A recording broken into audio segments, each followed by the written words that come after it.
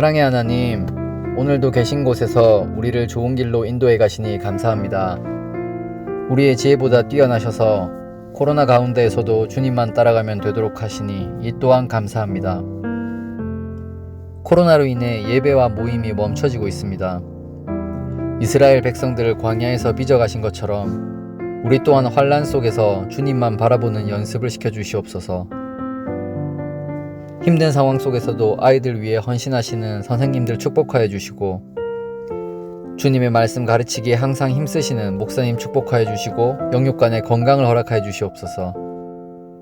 장전제일교회 청소년부를 사랑하셔서 감당 못할 은혜와 축복을 부어주심에 감사하고 또 기대하며 예수님 이름으로 기도드립니다.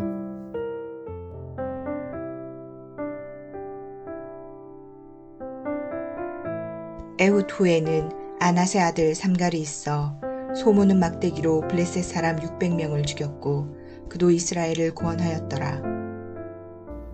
주일 예배 나오신 여러분, 주님의 이름으로 환영하고 축복합니다. 여러분의 영혼이 잘된 같이 여러분이 범사에 잘되고 강건하기를 주님의 이름으로 축원합니다. 하나님의 손에 붙잡힌 사람 삼갈, 하나님의 손에 붙잡힌 사람 삼갈이란 제목으로 하나님의 말씀을 전하도록 하겠습니다.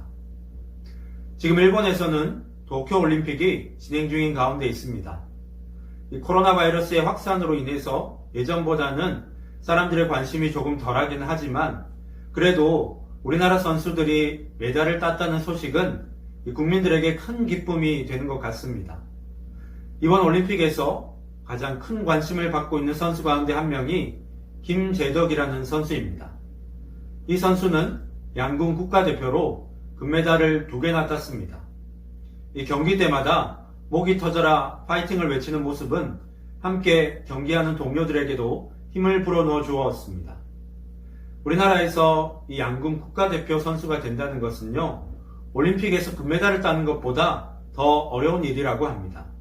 놀라운 것은 이 선수의 나이가 불과 17살에 불과하다는 것이죠.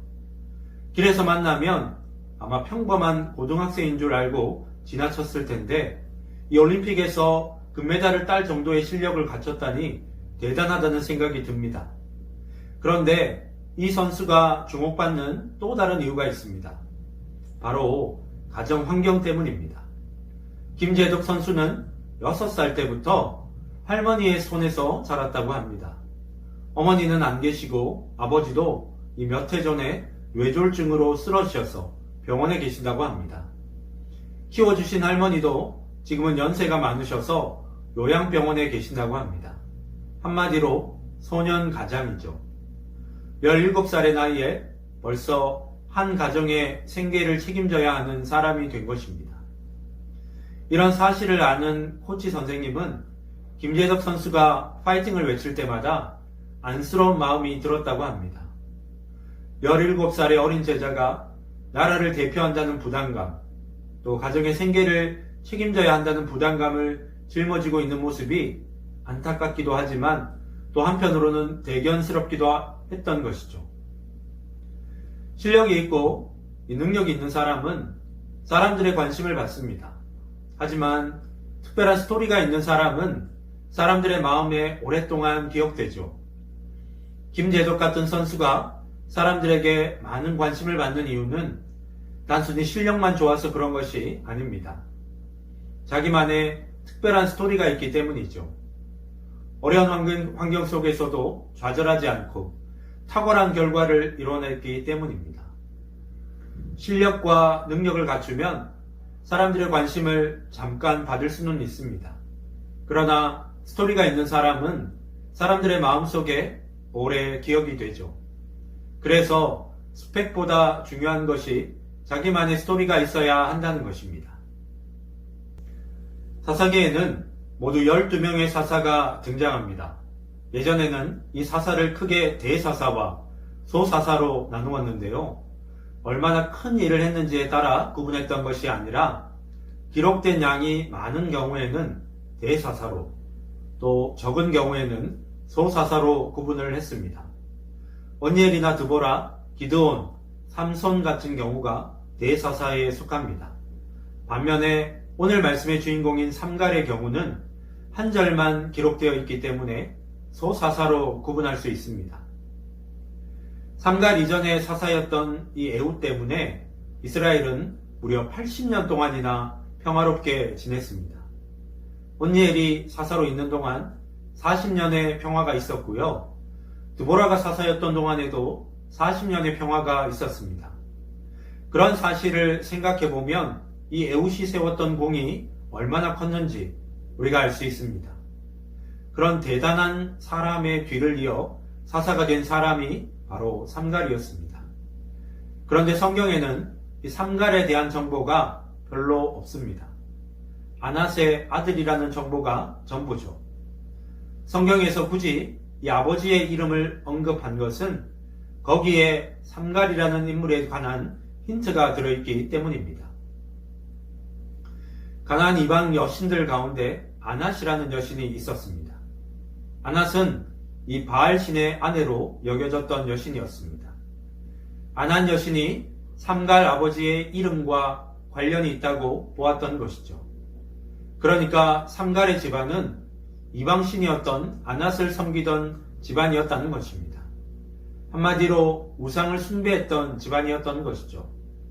그런 집안에서 하나님의 사사로 쓰임받은 사람이 나왔다는 것입니다. 삼갈은 사사로 쓰임받기에는 분명한 약점을 가지고 있는 사람이었습니다. 삼갈의 입장에서 보면 억울할 수 있습니다. 자신이 집안을 선택해서 태어난 것이 아니기 때문이죠. 태어나 보니까 아낫을 숭배하는 집안에 태어났던 것입니다. 삼갈이 태어나고 싶어서 그런 집안에 태어났던 것이 아니었던 것입니다. 자기 힘으로 어찌할 수 없는 그런 문제였던 것이죠. 그런 상황에서도 삼갈은 믿음의 삶을 살았습니다. 부모를 탓하거나 환경을 원망하지 않았습니다.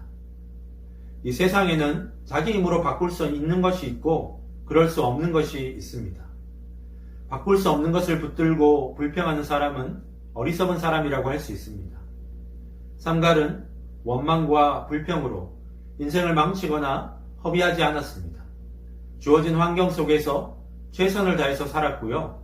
그렇게 했더니 하나님이 그를 사사로 사용하셨던 것입니다.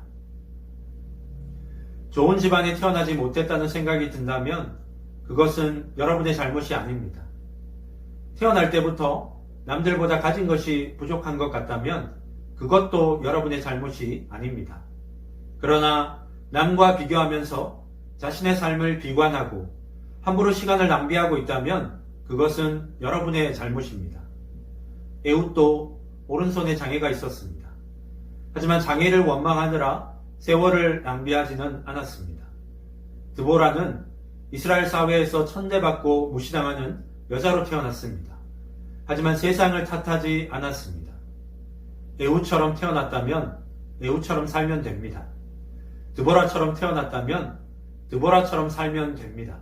중요한 것은 내가 마주한 환경을 인정하고 그 안에서 최선을 다하는 것입니다.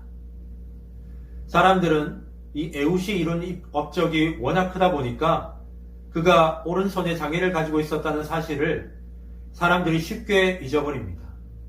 남과는 다른 특별한 사람으로 생각해 버리는 것이죠.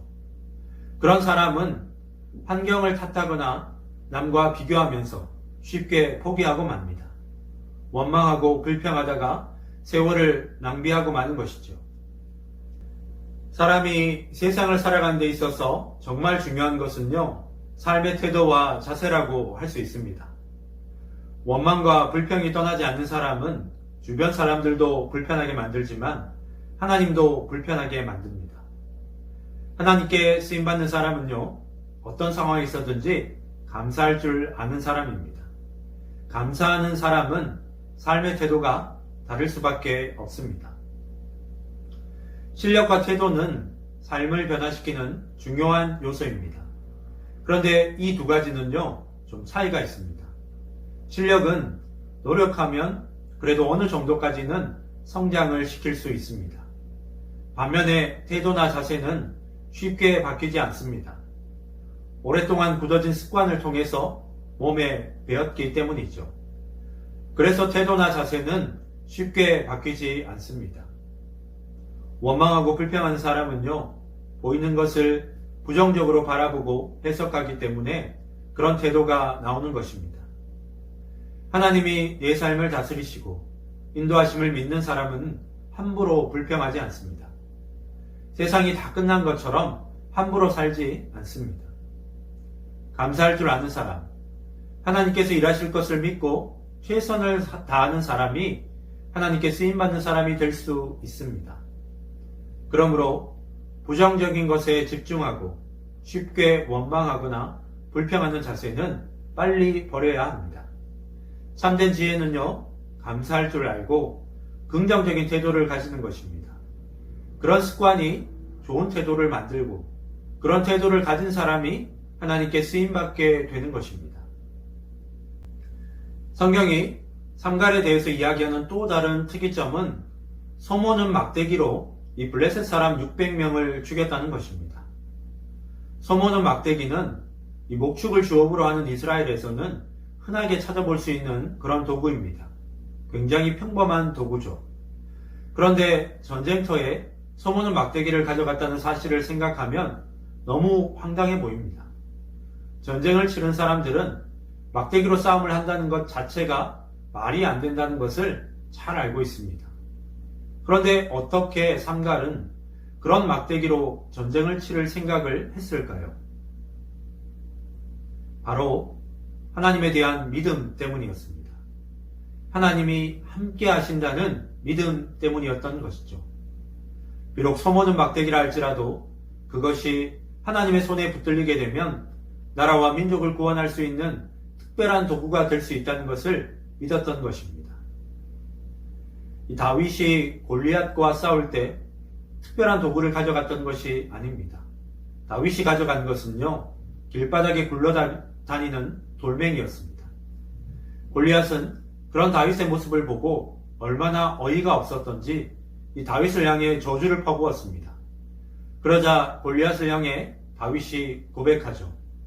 사무엘상 17장 45절 말씀을 보시면 다윗이 블레셋 사람에게 이르되 너는 칼과 창과 단창으로 내게 나아오거니와 나는 만군의 여호와의 이름 곧 내가 모욕하는 이스라엘 군대의 하나님의 이름으로 내게 나아가노라 라고 말씀합니다.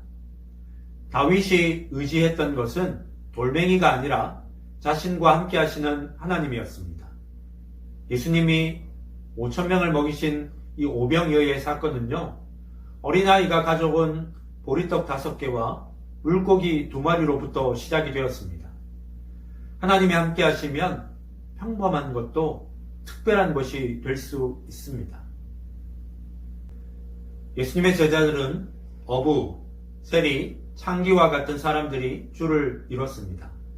이런 사람들이 하나님의 손에 붙들리게 되고 은혜를 받으니까 세상을 변화시키는 하나님의 사람들이 된 것입니다. 예수님이 함께 하셔서 그들을 말씀으로 가르치시고 그들이 은혜를 받으니 평범한 사람들이 특별한 사람들로 쓰임을 받게 된 것입니다. 능력은 자신에게 있는 것이 아니라 하나님께 있습니다. 중요한 것은 하나님의 손에 붙들리는 것이죠. 하나님의 손에 붙들리면 능력의 도구가 될 수 있습니다.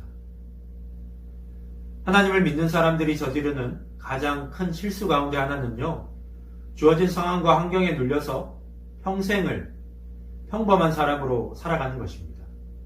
삼갈은 우상 숭배를 일삼는 가정에서 태어났습니다. 손에 있는 것이라고는 평범한 막대기밖에 없었습니다. 그러나 그것이 전부인 것처럼 살지는 않았습니다. 믿음으로 하나님을 붙들었고 믿음으로 하나님께 구했더니 평범한 막대기로 무려 600명이나 되는 블레셋 사람들을 죽였을 뿐만 아니라 나라와 민족을 구원하는 비범한 인생으로 하나님께서 사용하셨습니다. 여러분, 남보다 부족한 것은요, 부끄러운 것이 아닙니다. 정말 부끄러운 것은요, 부족함을 알면서도 자기 힘으로 살려고 하는 것입니다. 주님 앞에 내어놓고 주님이 사용하시도록 여러분이 맡겨드려야 합니다. 믿음으로 나아가야 합니다. 하나님, 나는 막대기와 같은 평범한 인생이지만 하나님의 손에 붙들리면 은혜와 축복의 통로로 쓰임받는 인생이 될 줄 믿습니다. 여러분, 내가 무엇인가 보다 더 중요한 것은요, 누가 나를 붙들고 있느냐는 것입니다. 하나님이 저와 여러분들을 붙드시면 평범한 막대기도 능력의 도구로 사용하시는 줄 믿으시기 바랍니다. 삼갈과 함께 하신 하나님이 여러분과도 함께 하십니다. 하나님이 여러분을 붙드시면 평범한 인생이 비범한 인생이 됩니다. 그런 삶을 살기 원한다면 믿음으로 사는 법을 배워야 합니다. 하나님을 온전히 의지하는 법을 여러분 훈련해야 합니다. 믿음으로 나아갈 때 삼가를 통해서 일하신 하나님이 저와 여러분을 통해서도 일하실 것입니다. 바라기는 불평과 원망으로 인생을 허비하는 자가 아니라 믿음으로 하나님의 손에 붙들려 귀하게 쓰임받는 인생이 되시기를 주님의 이름으로 축원합니다. 기도하겠습니다.